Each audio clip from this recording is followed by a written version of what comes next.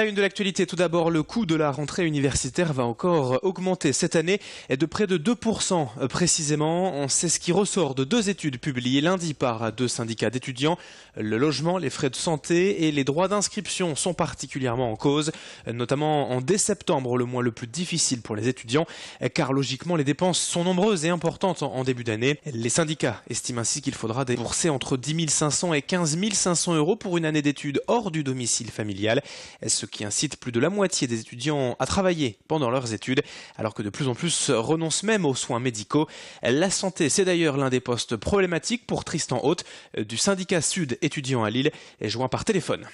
C'est un constat que nous on fait depuis longtemps. La santé étudiante, c'est quelque chose qui est extrêmement cher et c'est un poste qui est de très mauvaise qualité, mais ça c'est du fait du système de sécurité sociale étudiante qui est géré non pas par l'assurance maladie mais par des mutuelles qui sont des entreprises privées qui voient leur intérêt à vendre plutôt des complémentaires santé plutôt qu'à gérer la sécurité sociale des étudiants.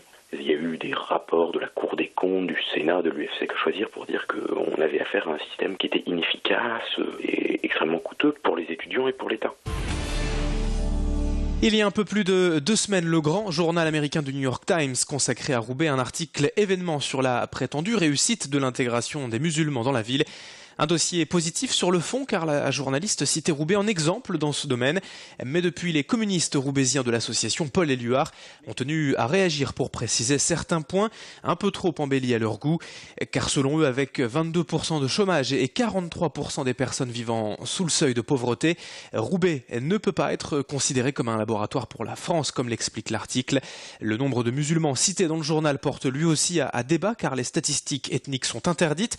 Enfin, les communistes rappellent le principe républicain fondamental de laïcité pour expliquer que le vivre ensemble ne peut se réduire à la construction de lieux de culte.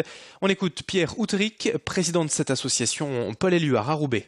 Mettre en avant le fait que Roubaix est un laboratoire avec 22% de chômeurs, 43% de gens qui vivent en précarité, de jeunes qui sont sans boulot, qui ont du mal à trouver du boulot, qui vivent très péniblement le fait d'être contrôlés au faciès. Et vous savez, j'en rencontre beaucoup lorsque je circule dans cette ville. Nos quartiers en déshérence, eh bien, si c'est ça, un laboratoire pour la France de 2025 ou 2030, non, nous n'en voulons pas.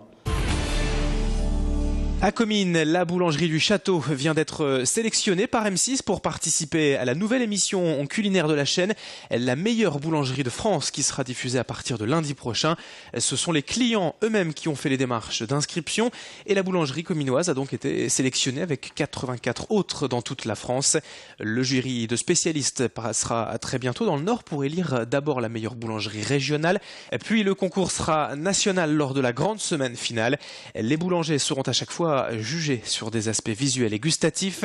Leurs produits maison et les spécialités régionales seront particulièrement mises à l'épreuve par le jury.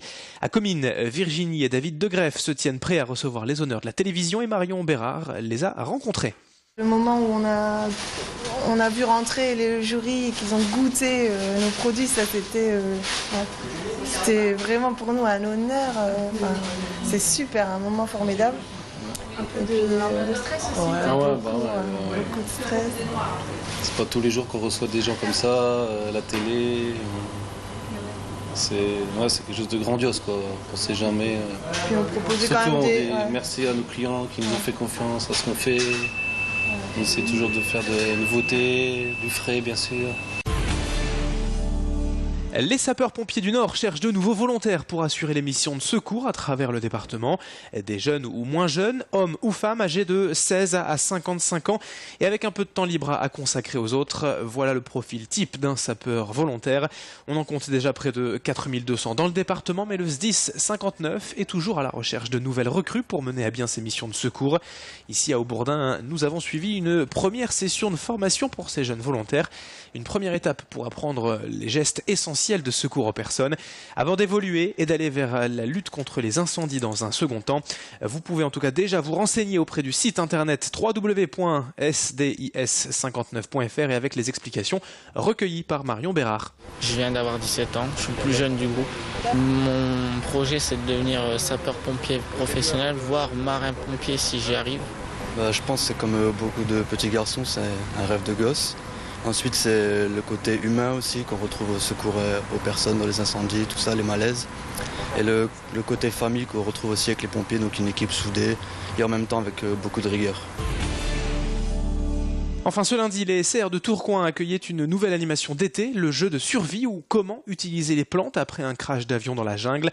Chaque personne du public devait choisir parmi certains personnages préétablis pour se glisser dans le rôle et le jeu, avec au choix une jeune femme précieuse, cherchant surtout à rester belle, un mécanicien débrouillard qui construit une cabane ou encore un docteur à la recherche de plantes médicinales. Dans cet environnement hostile et inconnu, des carnets de survie et des guides étaient à la disposition du public pour apprendre à connaître les plantes pouvant être utiles à la survie dans la nature. Une mise en scène très ludique qui a beaucoup plu aux enfants et aux parents. Reportage signé Marion Bérard. J'avais trouvé cette approche intéressante d'avoir un petit jeu de piste à travers les cerfs. C'est très ludique et pédagogique en même temps. C'est vrai que la visite est toujours très intéressante. Aujourd'hui, c'est pas une visite, mais c'est plutôt ludique, donc basé sur un jeu. Tu peux poser la question tout à l'heure, monsieur. Qui voulait arroser les plantes?